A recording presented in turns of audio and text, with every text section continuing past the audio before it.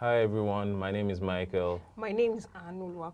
and we're the Agoros. We've been married for 5 years and 3 months I'm 30 years old. and I'm 36. I'm a consulting sales engineer. I'm a pastor and businesswoman.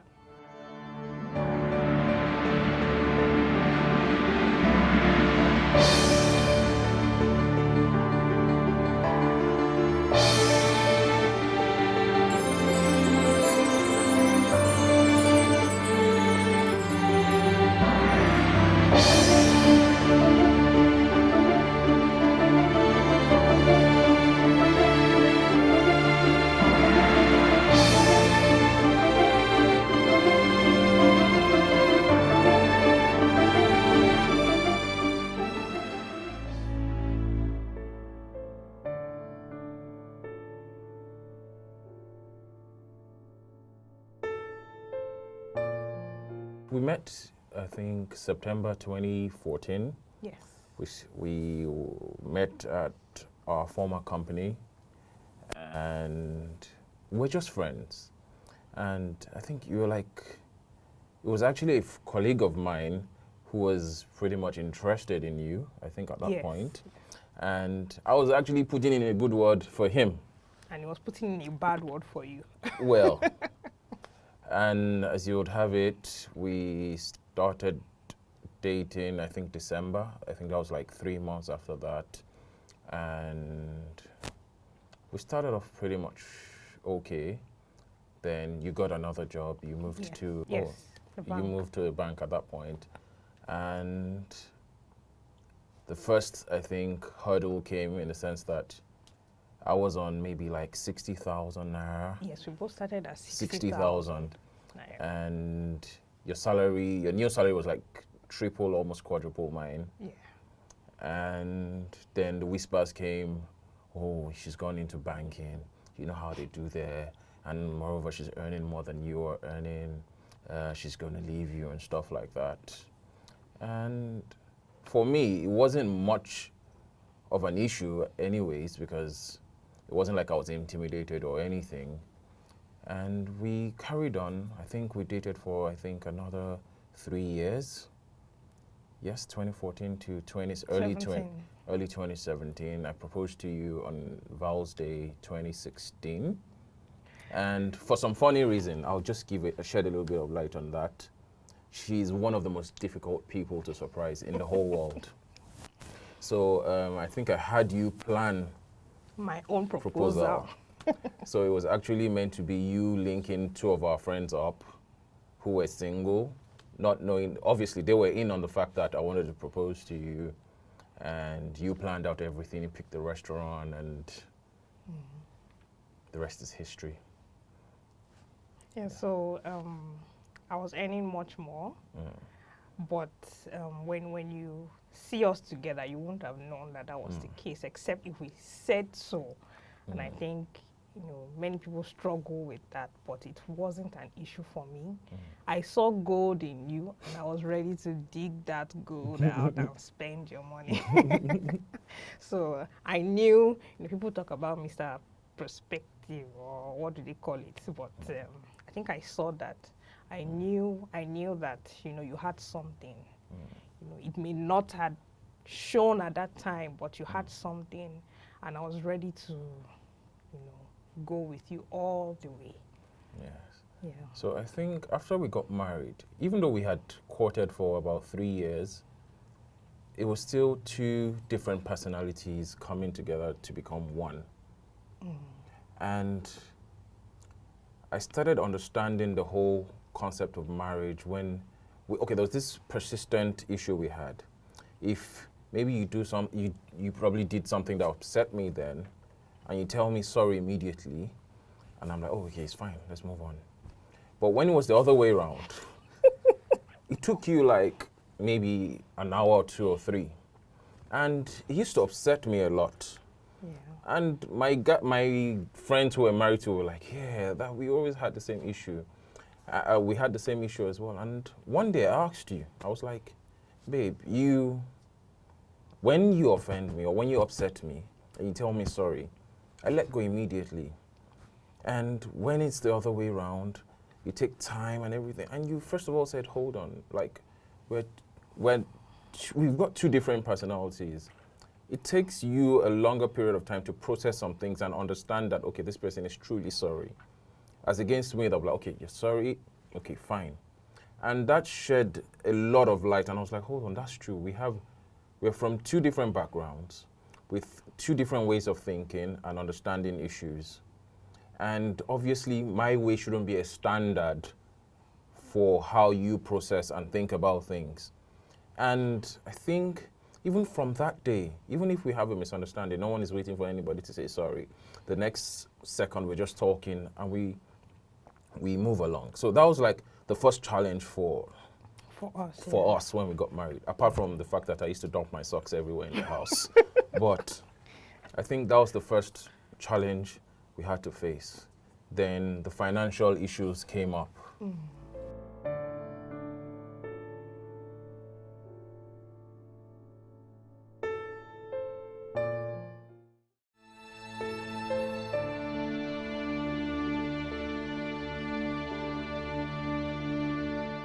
As regarding our arguments and all, I think it just took me time. But right now, if we have an argument, if we fight now, 2 seconds, I've forgotten, I'll bring out my phone and tell you, hey, come and see. And then we are laughing at, something. So we have grown over time. We're no longer having arguments and then sleeping over it and all of that. Before we know it, it's all gone, you know. So, and then as regarding the financial issues, eventually, I think I resigned from my job, and I didn't know how badly that impacted on us, because I think I was still earning much more then, and it impacted badly on us, and it affected you. I remember a day we come back from church, and I was wondering, why is the car moving like this? Then I turned around and looked at you, and you were in tears. And I started crying, like, if you're crying, what am I supposed to do? Like, I don't know what to do.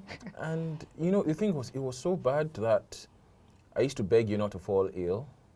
That was how bad it was, because salaries got stopped at work.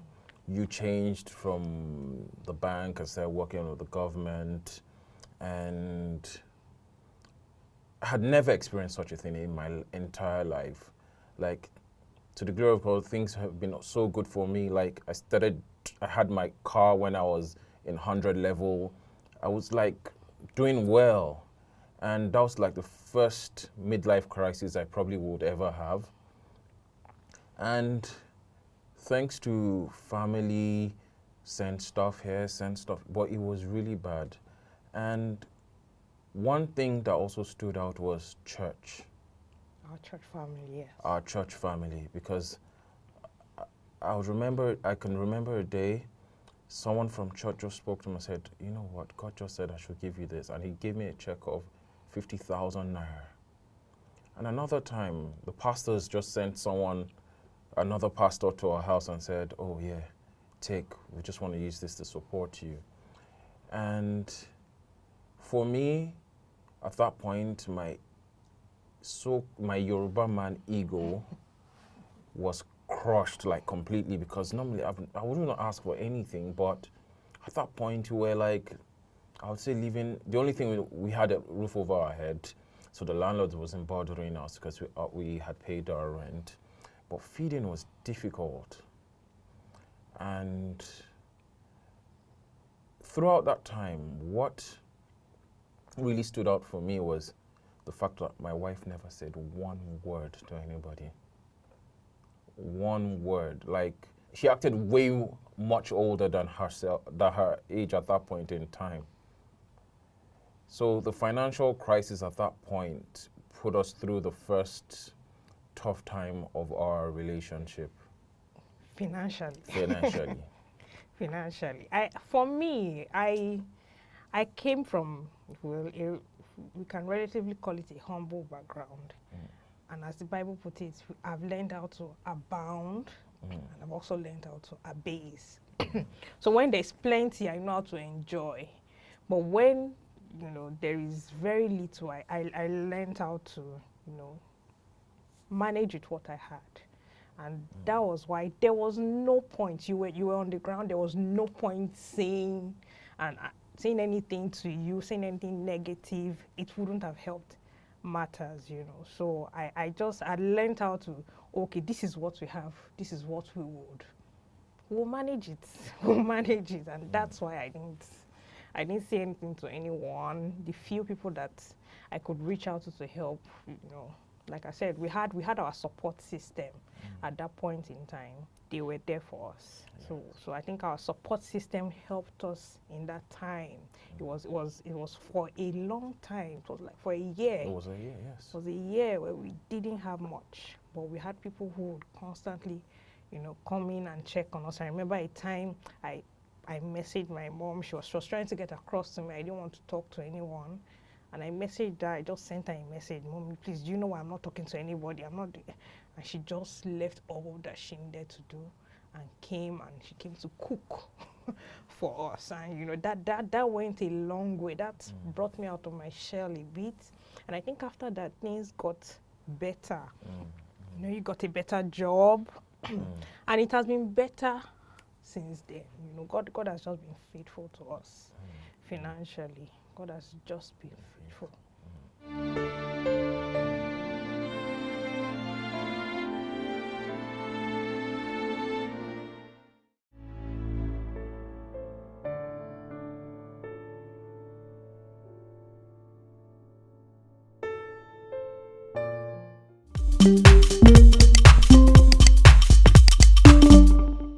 The second hurdle was, I think, the fertility one.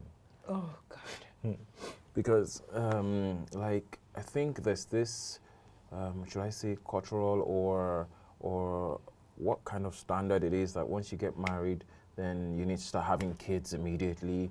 Like, there's just this unwritten template that everyone... There's just this goalpost. Exactly. You know, you must score this goal and then next and next. And this societal pressure about, okay, once you get married, 9 months after we're coming In 9 months' time. In 9 months' time, and the pressure didn't come at the first year, because we're trying, but we're like, okay, we're still taking things easy, getting to know each other, at least set up a structure to build on. And after that, the pressure just became intense from friends, from families, or even as simple as Mother's Day in church or Father's Day in church. And you're thinking, okay, what people thinking, what people gonna say, and stuff like that. So that pressure at the beginning was like enormous. You understand? Especially with the fact that you are the only child. And then I'm the first, you know, so everyone is looking up to me. When are we having our grandchildren? And then I remember once we clocked a year, we went for a test, and it was so invasive. Yeah, HSG, I think. The HSG, yes, it was invasive. And, you know, I remember when it was done, I was like, why do I have to go through all this? And I think once I got to the car with you were asking me questions, I wasn't responding, and then I just Cried. Yeah. went into tears. You know, I started crying because I had to ask myself, like, why did I? And you know, they didn't find anything wrong. So it just, like, I didn't need to go through this. Yes. You know, there's nothing wrong with me. I didn't need to go through this. So it was, I think for a year after that, I did not want to hear anything about getting pregnant. I didn't want to hear anything about it. So it was that bad. I think I was scarred. So it was just, it was stressful. It was, we can use all manner of words to just describe how we felt, you know. I think it wasn't just a year, it was for like 2 years. I didn't want to hear anything. I didn't want to hear prophecies. I did not want to, nobody should come and pray for me because I'm okay. I'm fine, you know. So I remember when we went for a friend's wedding, and someone who was just an acquaintance. You know, we're not friends. I mean, I don't have her phone number. She doesn't have my phone number. We've not spoken. Last time we saw was in school, years before that.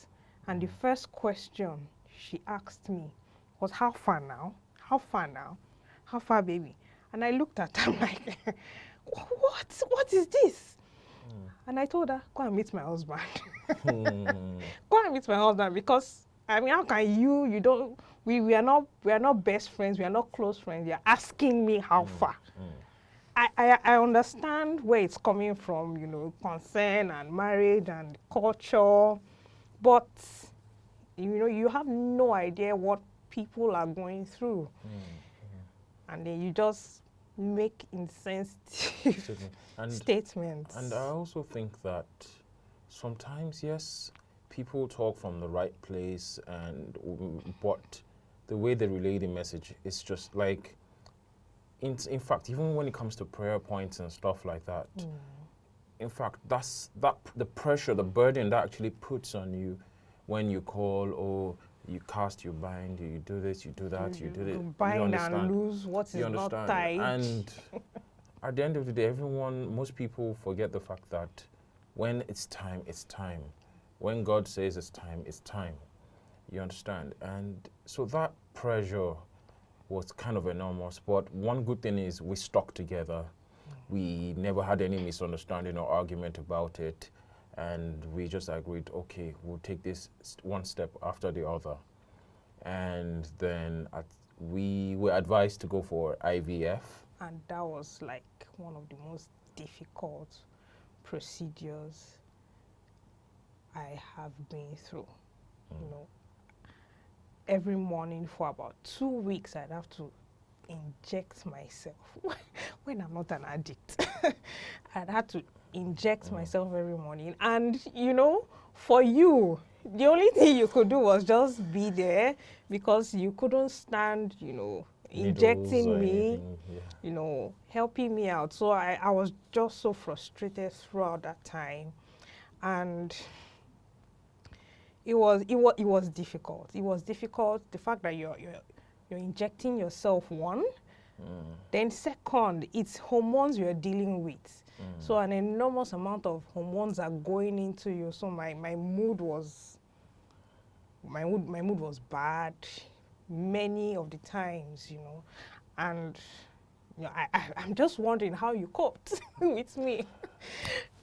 Well, throughout that time. It was more of a case of the beginning with the end in mind for me. I think the most difficult part was when I now changed jobs and they moved me to Abuja. And it was quite a sense, even, yes, the procedure was successful, and after 4 weeks, or it was 4 or 5 weeks, you found out you were pregnant and stuff. And I think you started spotting at some point. Yeah. Then I got moved to Abuja, and there was no way. I tried coming back to Lagos like every other week. Well, at some point it was every week, every weekend. But I just thought I wasn't doing enough. I wasn't spending enough time trying to support you. And at some point you had to move back to your parents' house. Yes. Because you just couldn't stay. I didn't want you to stay in the house alone, but you were like, no, you were gonna stay by yourself. And I was extremely helpless, because yes, what we've been praying for came, and now I have to, like, for me, it was like I was torn between career and family, because we probably have never been, for like 4 or 5 years, we're never apart. Even when I go away for work, I come back in 3-4 days, and this was like the first time we're actually going to be apart from each other. So it was terrifying for me, because at some point you were admitted in the hospital. I had to tell friends or family to please, or my cousin, okay, please check up on her. Hope she's fine and stuff like. So it was scary for me at that point. And okay, I must confess, I'm more of the emotional person. My wife is most of the time emotionless. Or should I say, is that the right word? She doesn't get worried, that's the right word. And I get freaked out immediately, and I'm like, okay, what's the solution? What do we have to do? This, that. But she's more of like the calming person. She's the calm person in the relationship. So she just told me, don't worry, everything is going to be fine. just keep praying, and she would also be praying. And we obviously have family, my mom, her dad, praying for us 24/7. Then, we were apart. After finding out I was pregnant, there was a time I was on bed rest for like 2 months. And me on bed rest, bed rest is supposed to be bed rest, but it was stressful. I wasn't allowed, and it was strict bed rest, so I wasn't allowed to do a lot of moving around. And then, at 6 months, I walk into the hospital and no heartbeat.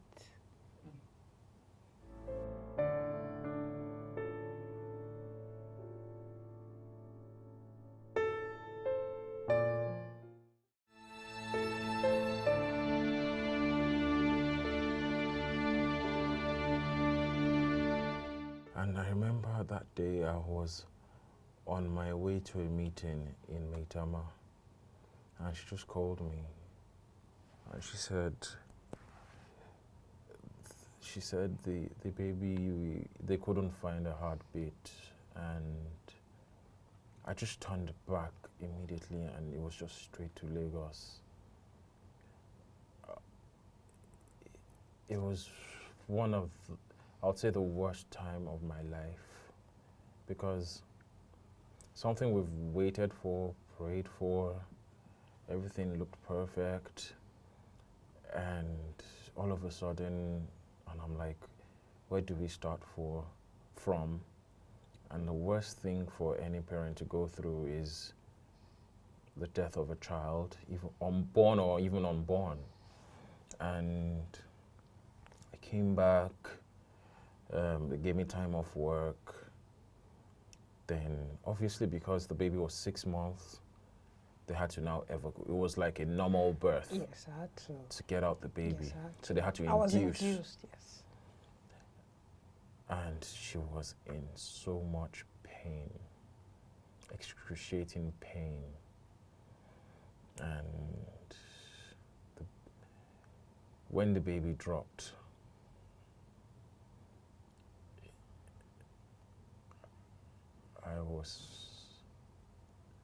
I just couldn't do anything.